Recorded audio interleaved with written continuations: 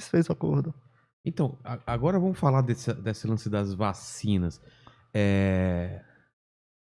A gente tem a sensação, pelo menos eu tenho a sensação, que a gente poderia estar um pouco melhor se tivesse comprado as vacinas antes. Muito melhor.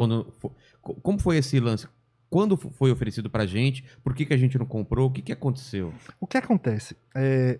O desenvolvimento de vacinas, ele tem algumas estratégias, tá? Embora a gente importou muita coisa, mas sempre é aquela estratégia. Modelo animal, estudo em animais, depois vai para estudo em seres humanos. Estudo em seres humanos, a gente chama fase 1, fase 2, fase 3. Aquela fase 1 e fase 2 é quando a gente testa as vacinas que foi testada em animal com seres humanos, para saber se não vai causar nenhum efeito colateral, para saber se replica o que nós fizemos com animais. Essa é a fase. Aí, as melhores estratégias vai para a fase 3. Nessa fase 3 é quando a gente testa em milhares de pessoas. Esse testar milhares de pessoas é para saber se realmente a vacina funciona, as pessoas vão estar expostas. Nesse momento, é onde entra a equipe. Se a equipe tem uma noção básica de saúde pública, fala, opa, quando é que a gente vai entrar em negociação e quais nós vamos entrar em negociações? Com todas. Claro. Mas se alguma der errado, não importa. Se a gente perder, tipo, 1 bilhão aqui, se a economia voltar mais cedo, nós vacinarmos a população, a economia voltar mais cedo, a gente cobre esse prejuízo, assim, facilmente. E ali, período de julho e agosto, que foi o período que essas vacinas entraram nessa fase 3. Já tão rápido assim? Foi, tipo assim, a fase 3. Então as coisas entraram... Mas essa fase 3 necessariamente precisaria de pelo menos 6 meses para ter aprovação. E é isso que a gente falava. Esse ano é difícil. Eu batia muito, esse ano é difícil a gente ter vacina. Porque essa fase 3 é aquela fase que a gente testa com seres humanos, além da vacina funcionar, porque por isso que a gente testa geralmente com pessoas da saúde e tal, porque elas estão mais expostas. Elas precisam ser infectadas naturalmente para saber se a vacina funciona. Além disso, a gente precisa saber se a vacina gera uma proteção por, no mínimo, 6 meses. Por isso que eu falava, esse ano é difícil, porque a gente tem que saber. Imagine se uma vacina funciona só por 3 meses. Vai estar vacinando 3 meses a população? Isso não existe. Então, assim, naquele momento, a gente sabe, olha, esses 6 meses que a gente vai saber se a vacina funciona. Mas se você tem uma equipe que ela entende do que está falando em saúde, quando eu falo saúde pública, eu estou incluindo, as pessoas têm que entender, saúde pública não é só saber de um hospital, as pessoas falam, ele é médico ou não é? O médico, às vezes, ele compreende do hospital e tal, mas não tem a noção do que é saúde pública, não sabe o que é, tem que entender o que é educação, tem que entender estratégias para montar, por exemplo, uma equipe multidisciplinar. Eu sempre bato essa questão multidisciplinar, porque o Brasil é heterogêneo, tem que ter multidisciplinaridade, tem que ser linguagem para cada grupo. A mesma linguagem que chega em você não é a mesma linguagem que chega em mim.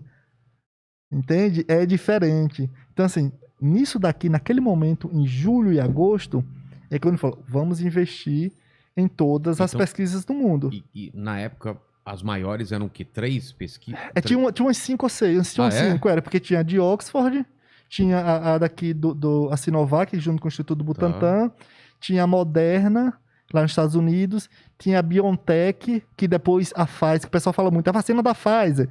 Na verdade, a Pfizer só fez juntar com a BioNTech, que é da Alemanha. Na verdade, não é a vacina da Pfizer. A Pfizer, ela pegou já a vacina pronta, investiu pesado. E colocou a marca dela. Tinha essa, por exemplo, essas, se eu estiver esquecendo alguma, essas 4. Talvez a da China qual que era? Era a Sinovac, a Coronavac.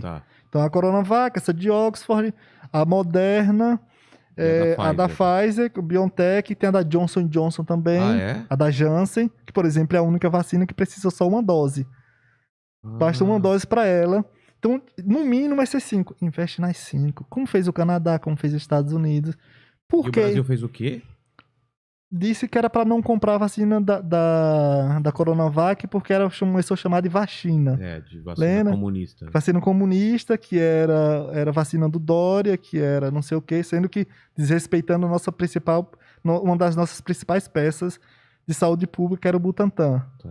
Então, nós temos essas 5. Vou dar um exemplo, deve ter mais um que eu esqueci de citar. Então, se nós temos essas 5... Todas na fase 3. Todas na fase 3. O que é que se faz? Investe nelas. Porque isso, nesse momento, para a empresa é muito bom. Por que para a empresa é muito bom? Porque eu tô numa vacina que está em desenvolvimento, se eu tenho um investimento de um país como o Brasil, uma potência que nem o Brasil, eu ganho, além do dinheiro, a credibilidade. Exatamente. Porque falou que se o país está investindo em mim, os acionistas vão em cima disso. Porque essa é a estratégia de negócio. Eu tenho credibilidade e tenho dinheiro. Então, eles sempre vão ganhar. Então, quando você faz esse investimento, mesmo que só dessem 2 ou 3 certas, nós tínhamos uma quantidade. Porque se a gente faz investimento, nós temos o chamado direito de compra. Nós temos um pré-contrato, direito de compra. Você é um dos primeiros compradores quando sair. Exatamente. Claro. Você fala, olha, eu faço esse investimento. Tem prioridade, né? Quando, se obtivermos a aprovação, eu tenho direito de 100 milhões de compras, de dose. E não entro na disputa mercadológica. Boa. Porque se você tem um pré-contrato de compra, você já tem investimento, você não entra na disputa mercadológica. Então, consequentemente, a sua compra vai ser mais em conta. E aí, o que é que acontece? Você compra, você tem um direito de compra de 50 milhões, no mínimo você poderia exigir 50, 100 milhões. Como a própria Pfizer fez. Ofereceu, o pessoal fala 70 milhões, mas foi 70, 100 milhões de doses em agosto a setembro para o Brasil. O Brasil falou, não. Então, ali, quando você faz investimento, você tem uma pré-compra, dezembro, janeiro, tem aprovação, você consegue obter, tipo, já tá em cima. E essa é a única estratégia que nós temos para controlar, a pandemia. Sabe por quê?